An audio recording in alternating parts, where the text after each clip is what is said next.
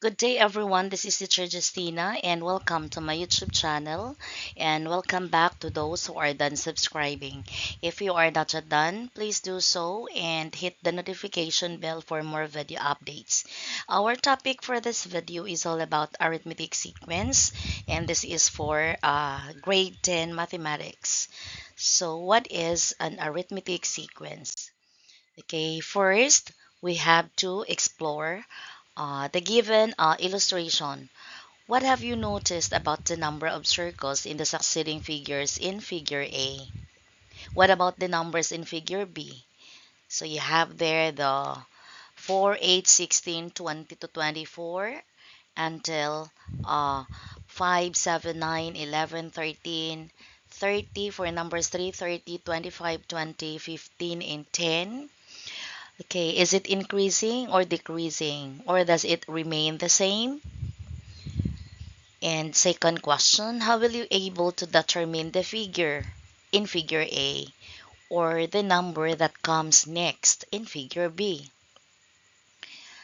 And what strategy did you use in determining the number of succeeding circles in figure A?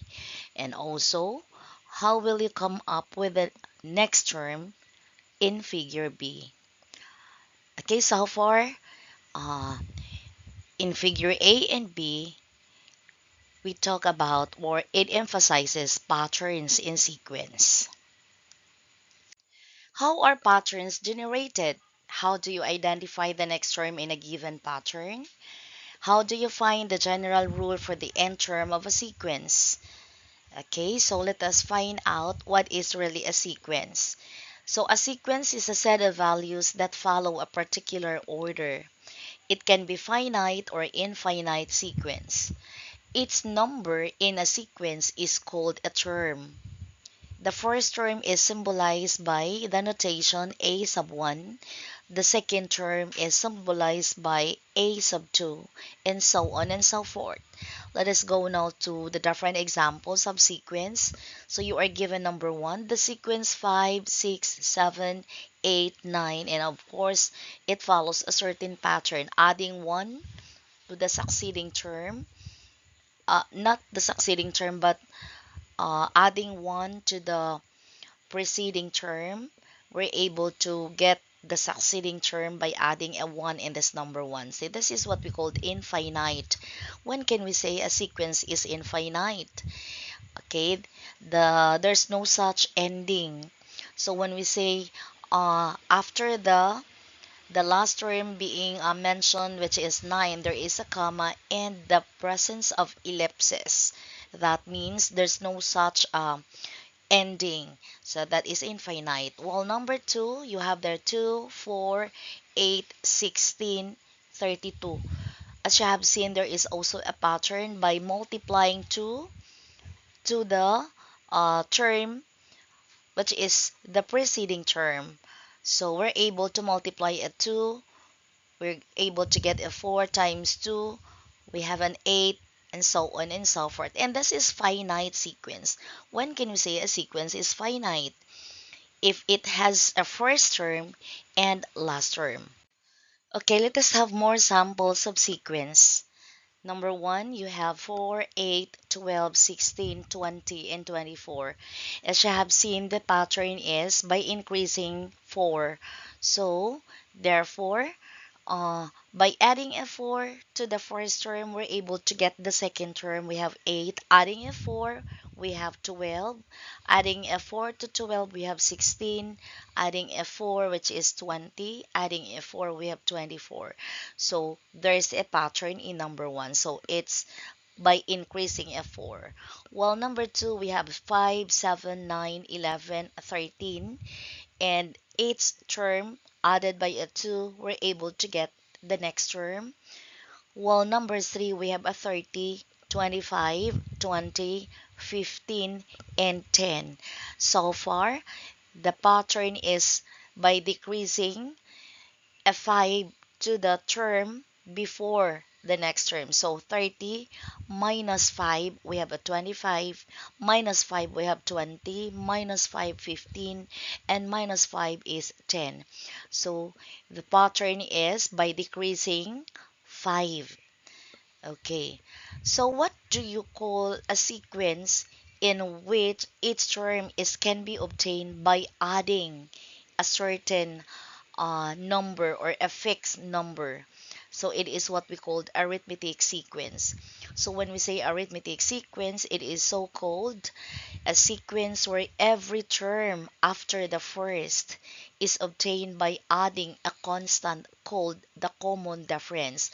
Okay, so what do you call that constant that being added to the first and so on, we're able to get the second?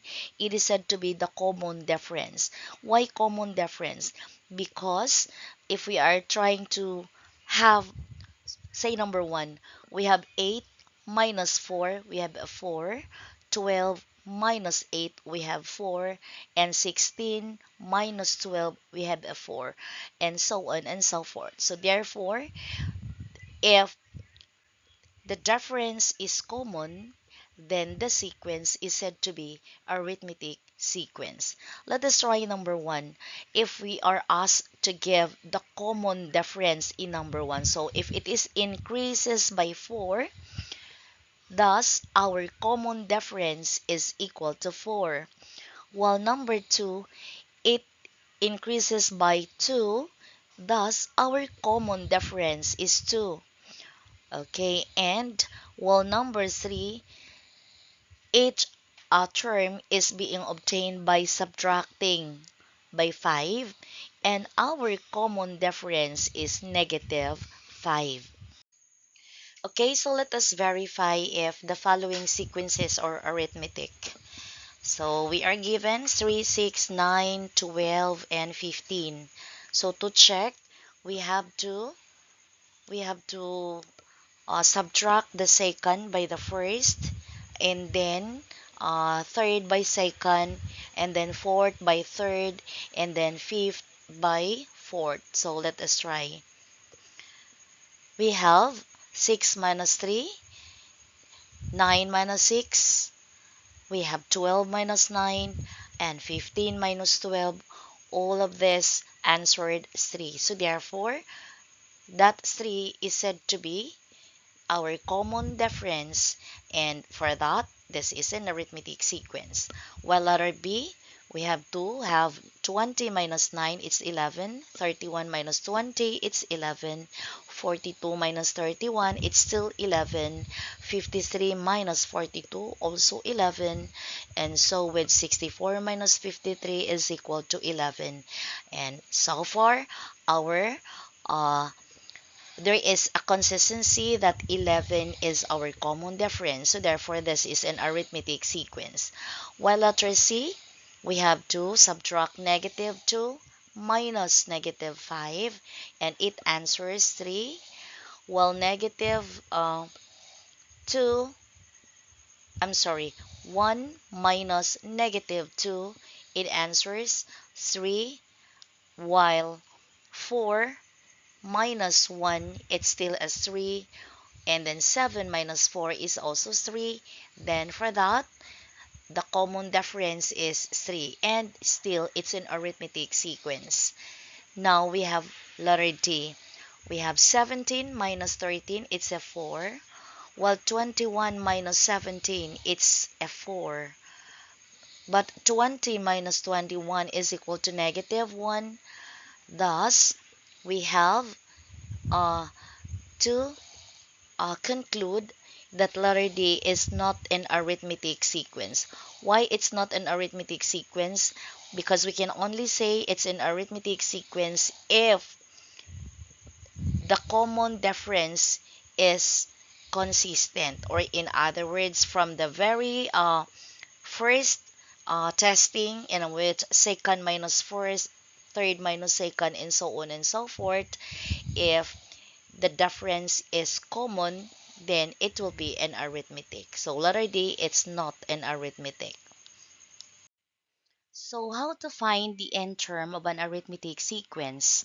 So the formula to be used is a sub n is equal to a sub 1 plus n minus 1 times the d, wherein the A sub n refers to the last term, the A sub 1 refers to the first term, the n is the number of terms, and the d refers to the common difference. So let us have an example. So we have 3, 6, 9, 12, and 15. And in the sequence, we are only given 5 terms. And we will be getting the 15th term, the A sub 15. So, but let us gather the given data. So A sub 1, so our first term is 3, and then our common difference is 3 because 6 minus 3, 9 minus 6, 12 minus 9, and 15 minus 12, we have a 3. So our common difference is 3. And our last term, or the A sub n, is equal to A sub 15 because we'll be getting the 15th term. And of course, our n is 15. So the solution is A sub n will be substituted by A sub 15, while A sub 1 is 3 and n is 15. So 15 minus 1 times 3. So we have 3 plus 14 times 3, and thus 3 plus 14 times 3 is 42. So finally, our 15th term is 45. So let us try enumerate if 45 is really the 15th term. So let us start count. 1, 2, 3, 4, 5, 6, 7, 8, 9, 10, 11, 12, 13, 14, 15. So therefore, 45 is the 15th term in the sequence. Okay, so next example, we have a 9, 20, 31, 42, 53, and 64. So this time we will be getting the 185th term. So with that, the given data is R, A sub 1 is 9, and our last term is A sub 185, and our number of terms is 185, while our day is 11 because 20 minus 9, 11, 31 minus 20 is 11, all throughout until 64 minus 53 will gives us a difference of 11. So the solution will be A sub 185 is equal to 9 as our first term plus 185 minus 1 times our day is 11, and 9 plus 184 times 11, and for that 184 times 11 is 2024, and plus 9, thus our 185th term is 2033. And for this, we will no longer enumerate it because 185th term is too far if we have to enumerate it. So therefore, our 185th term is 2033. Okay, let us have letter C. So we have negative 5, negative 2, 1, 4, 7. And this time we will be getting the A sub 18. So the 18th term will be, okay, but before that we'll be having the given data. So our A sub n will be our A sub 18. So our first term is negative 5, and of course the number of terms will be also 18. And our common difference is 3 because negative 2 minus negative 5 will gives us a 3. Then 1 minus negative 2 will have a 3. Then 4 minus 1, 3. And 7 minus 4 is 3. So therefore our D is 3. So for our solution, we have A sub 18 is equal to A sub 1, which is negative 5, and is 18 minus 1 is 17, and multiplied to the common difference, which is 3. So we have negative 5 plus 51. Our 18th term is 46. So therefore, in the sequence negative 5, negative 2, 1, 4, 7, the 18th term is 46. So let us have this last example, and this time this involves a fraction. So we have 0, 1 half, 1, 3 halves, 2, and 5 halves. We will be getting the 40th term. So the a sub 40 is to be found. And the given data are our a sub n is equal to a sub 40. Our first term is 0, and the number of terms will be 40, and our day is 1 half. Why we have 1 half? So again, our second term is 1 half minus the first, which is 0. So 1 half minus 0, 1 half. Then 1 minus 1 half will be 1 half. And then 3 halves minus 1 is still 1 half. And then 2 minus 3 halves and 5 halves minus 2 will have a common difference of 1 half. So the solution will be, so our term to be found is the 40th term. So our a sub 1 is 0, and 40 minus 1 times the 1 half, our common difference. And so far, 0 plus 40 minus 1 is 39 times 1 half. And the 39 will be multiplied to 1, so 39. Then copy the denominator 2.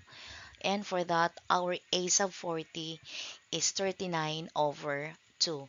So if you continue the sequence 0, 1 half, 1, 3 halves, 2, 5 halves, until to the 40th term, we will have a 39 over 2.